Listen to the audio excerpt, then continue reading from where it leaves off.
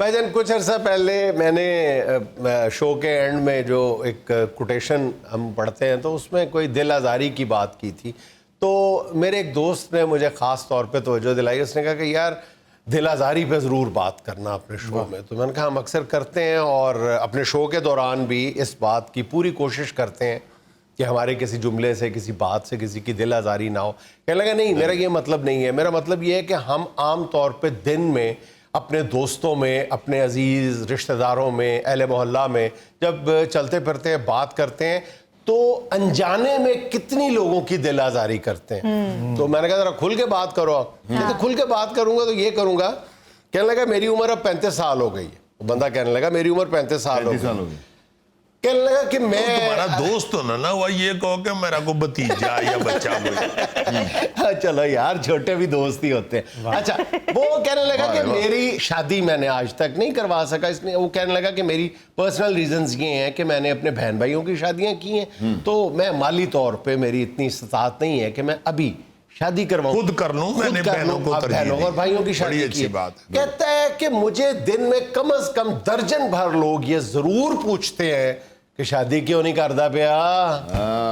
कहते मुझे ऐसे लगता है कि जैसे किसी ने मुझ पे तीर मारा है ये पूछ के। कहते मैं बता बता के थक गया हूं लोगों के कि मैं इसलिए शादी नहीं कर रहा। कहने लगा कि यार लोग फिर जुगते करते हैं, लोग मुझ पे तंज के निश्तर बरसाते हैं, मुझ पे मजाक करते हैं और मेरे कान पक गए ये सवाल सुन सुन के कि तुम शादी क्यों नहीं करते। कहते लोगों ने बाकायदा मेरा मजाक बनाया हुआ। दोस्तों की महफिल में बैठता हूं, मुझे इसी मजाक का सामना करना पड़ता है। नहीं वो तो बात ठीक है, ये बड़ी अच्छी बात है कि उसने अपने बहन भाइयों का ख्याल पहले किया, कुर्बानी दी है ना। हाँ, मगर वो करता क्यों नहीं पे शादी। देखिए यही रवैया कि वो तो ठीक है लेकिन क्यों नहीं कर। यार तुमने ठेका लिया हुआ है, तुमने उसकी शादी पे टेंट लगाने हैं, क्या कर रहे हैं, वो तो तुम्हें जानता भी नहीं है। जुनेद साहब आप उसको कहें कि दिल बड़ा रखें, इनकी मिसाल दें कि 30 साल तो साडा दरख्त कल्ला ही खलोता है। असल में देखें, पता है ये बड़ा खतरनाक मामला है और मैंने जब इस पे थोड़ा इस पे रिसर्च की है ना तो इसको कहा जाता है सिंगल शेमिंग। कहते हैं बॉडी शेमिंग करते हैं, किसी को मोटा कहना, किसी को पतला कहना और किसी का मजाक उड़ाना। तो ये इसको कहते हैं सिंगल शेमिंग, यानी किसी को सिंगल कह के छेड़ना। कहते हैं दुनिया भर में 10 से 12 हजार अफराद हर साल सिंगल शेमिंग की वजह से खुदकुशी कर लेते हैं और उनमें सबसे ज्यादा तादाद जो है वो अमरीकियों की है, जहां पे 3000 लोग खुदकुशी करते हैं। और ये ज़हन में रहे कि वहां पे सिंगल जो है वो सिर्फ शादीशुदा ना होने को नहीं कहते, जिनके पास बॉयफ्रेंड या गर्लफ्रेंड नहीं होती उनको भी वो सिंगल ही कंसिडर करते हैं। ठीक है, वहां पे 3000 से ज्यादा लोग जो है वो खुदकुशी कर लेते हैं ये सिंगल साल में, सिंगल होने का ताना सुन सुन के। और ये बाकायदा एक उसका ज़हनी मर्ज बना दिया जाता है। हम ये बात इसको महसूस नहीं करते और लड़कों के मामले में तो चलो ये गवारा है। जब कोई लड़की जिसकी उम्र कोई 30-35 साल क्रॉस कर जाती है, उससे जब चुपते चुपते सवाल किए जाते हैं ना उसकी मौजूदगी में, तो उसकी जो तकलीफ और कर्ब है वो सिर्फ वही लड़की समझ सकती है, जिसको दिन में कई बार डायरेक्टली या इनडायरेक्टली इन सवालों का सामना करना पड़ता है कि अच्छा जख्मों पे मरहम रखने वाले तो कम ही है, वो नमक छिड़कने वाले ज्यादा है। असल में पता क्या है, मैं पहले जरा बता दूं कि ये जो हम जिन सवालों से दूसरों को जख्मी करते हैं वो सिर्फ शादी का नहीं है, और भी बहुत सारे सवाल हैं। मसलन ये कि किसी के यहाँ 3 या 4 बेटियां हैं तो इसको भी समझा जाता है कि यार बेटा नहीं हो रहा, अरे अल्लाह की रजा है, बेटा देगा। और बेटियां फिर उसको कवर किया जाता है, हाँ कोई बात, बेटियां भी अल्लाह की रहमत होता है, बेटियां भी अल्लाह, यानी आपने जो कहना था वो तो कह दिया, उसके बाद आप उसको कवर करने की कोशिश कर रहे हैं। ये तकल्लुफ ना ही करें आप। इसी तरह कि शादी के बाद 2, 4, 5 साल गुजर गए तो अल्लाह खुशी नहीं दिखा रहा। यार जब अल्लाह खुशी दिखाएगा तो उसने खुशी छुपा नहीं लेनी। बंदा कहता दिखा रही है खुशी, खुशी शर्म नहीं आती कि एक बंदा जो पहले ही माशरे के दबाव का शिकार है उसको आप ये सवाल क्यों पूछते हैं। अच्छा प्रॉब्लम पता है क्या है, जब भी कोई बंदा ऐसा सवाल पूछता है, चाहे वो खातून हो या वो मर्द हो, चाहे वो बुजुर्ग हो या जवान हो, और जिससे सवाल पूछा जा रहा है वो खातून हो या मर्द हो, आप सवाल पूछने वाले से जब भी पूछेंगे ना कि यार ये बात करने की क्या जरूरत थी, ओ यार मैंने तो इसलिए नहीं पूछा था छेड़ने के लिए, मैंने तो वैसे ही पूछा था यार, कि उसको कोई मशवरा दे दूं। यार तुमने क्या मशवरा देना है भाई, यार तुमने उसको अपने सवाल से जख्मी किया है, या जिस जख्म पे बार बार वो खिंड आ जाता है तुमने वो उसको दोबारा छील दिया है। ये अच्छी नीयत से भी कोई पूछता है ना, तो वो लोग होते हैं जो बोलने से पहले तोलते नहीं हैं। हमें बोलने से पहले तोलना जरूर चाहिए कि ये जो बात मैं करने लगा हूँ, ये जिससे करने लगा हूँ उसकी दिलाजारी मैं भाईजान आपको अर्ज करूं, इस हवाले से अच्छी नीयत से भी नहीं करना चाहिए। सच्ची बात बताओ, वही मैं कह रहा हूं ना कि दिलाजारी है ना, दिलाजारी है, दिलाजारी है। देखना, अगर आप अच्छी नीयत से करना चाहते हैं, अगर आपके पास वाकई कोई इस मसले का, या अगर ये कोई मसला है, तो अगर ये कोई मसला है, पहली बात तो ये कि उसकी जिंदगी है, वो आसान तरीके से निपट रहा है उससे, पर तुम्हें क्या जरूरत पड़ी है उसकी जाती जिंदगी में मुदाखलत करने की? ठीक है, फिर उसको नित नए मशवरे देने शुरू कर देते हैं। अगर किसी की शादी नहीं हो रही बंदे की 30 साल से, ओए किसी शादीशुदा बंदे के ना जूठा खाओ, उसकी देगची में जो सालन बचा होगा ना वो एक बंदा, सच्ची बात बता रहा हूँ, गोगे के मोहल्ले का एक बंदा 20-25 दिन गोगे के घर के बाहर रहा कि गोगे की देगची में से जो बचा हुआ सालन है वो क्या है, वो गोगे की देगची जो की बचना है, बंदा वो 25 दिन गोगे की देगची में से बचे हुए सालन का इंतजार करता रहा। वो चीला ने जो गोश्त लपना वाली गल है।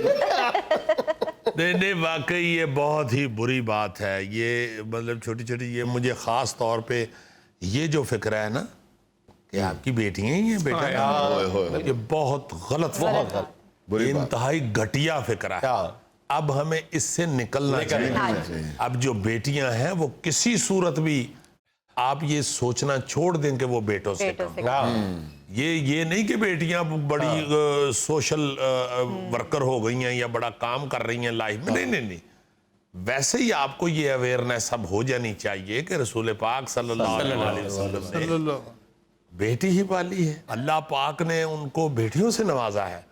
और अगर अल्लाह ना करे, अल्लाह माफ करे, अल्लाह पाक माफ करे, नौजुबिल्लाह कोई ऐसा होता कि बेटा बड़ा जरूरी था, तो रब जरूर इनायत कर देता। अच्छा, नहीं सिर्फ यही मामला नहीं है, आप ये देखें कि इस बात का तयन करना मुश्किल है कि कौन सा सवाल जो है या कौन सा जिक्र जो है, इन जो हमने सूरतें बयान की हैं, एक ये फैमिली की है, इस तरह मतलब बेरोजगार से ये पूछना बार बार कि नौकरी का मिली कि नहीं, यार उसको पहले नहीं नौकरी मिल रही, पूछ पूछ के और अच्छा, ये एक मतलब लामतनाई सिलसिला है सवालों का जो दिलाजारी का बायस बनता है। ये फैसला करना बहुत मुश्किल है कि कौन सा सवाल ज्यादा तकलीफ दे है। लेकिन ये तुम देखो ना कि किसी अगर बच्ची की शादी नहीं हो रही, उसे बार बार ये एहसास दिलाना कि तुम्हारी शादी नहीं हो रही। मैं ये कहता हूं कि सवाल पूछना या जिक्र करना किसी भी नियत से सीधी बात है कि आप अवॉइड करें बात करने से, आप उसका जिक्र करने से अवॉइड करें। अकलमंद लोग कह देते हैं अल्लाह बेहतर करेगा यार। जिस बंदे ਨੂੰ नौकरी नहीं ना मिल रही, ਉਹ हर वेले सरों दे तेल दी शीशी जेब च रखे, जेड़ा पूछे नौकरी नहीं मिल रही, तेल कट के सिर च पाए तो कहे जी मिल गई मिल गई जी, मिल गई है, उन्हें देखो पैसे वटन लगा। इसी तरह को बंदा जेड़ा ना जी अपना लाजमन कोई कार्ड छपवा लवे शादी का, जिदे उत्ते ना अपना लिखे, जेड़ा कहे ना शादी नहीं हुई तुहाडी हले तक, भाई जी कार्ड है ते ना लिख लो, जेड़ा भी है मैं करा लांगा। ये इस तरह की जो मनहूसी बातें हैं ना बेवकूफों वाली, इसकी वजह से पीरी फकीरी बड़ी चल रही है, ज़ईफुल इत्कादी बढ़ रही है, ज़ईफुल इत्कादी। और फिर अल्लाह माफ करे, अल्लाह माफ करे, मैं कहता हूं जी कि इस्लाम से दूर कर देती है। बिल्कुल यार ये अल्लाह पाक की देन है, अल्लाह पाक की रहमत है, अल्लाह पाक का निजाम है, उसने पैदा ही इस तरह किया हुआ है, यही उसने शक्ल बनाई हुई है इंसानों की और मुआशरे की। ना इस तरह दूसरों को दुख दें, टेंशन ना दें, दुआ को दिल में रहना चाहिए दोस्तों को, दोस्त अहबाब के लिए, बहनों भाइयों के लिए दिल में दुआ को रहना चाहिए।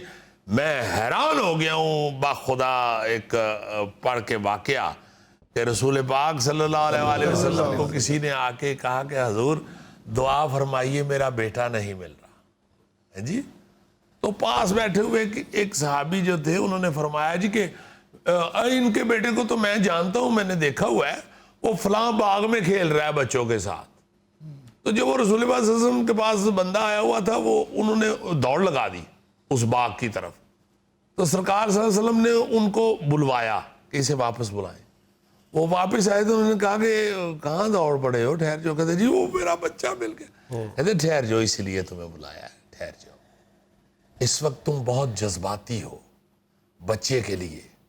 वहां बाग में जाके कहीं अपने बेटे को बेटा बेटा कह के ना पुकारना शुरू कर देना। उन्होंने कहा जी मेरा बेटा है, बेटा ही कह के पुकारूंगा। मैंने कहा नहीं, इस वक्त तुम्हारे लहजे में बेटे के लिए बड़ा रस है, बड़ी मिठास है।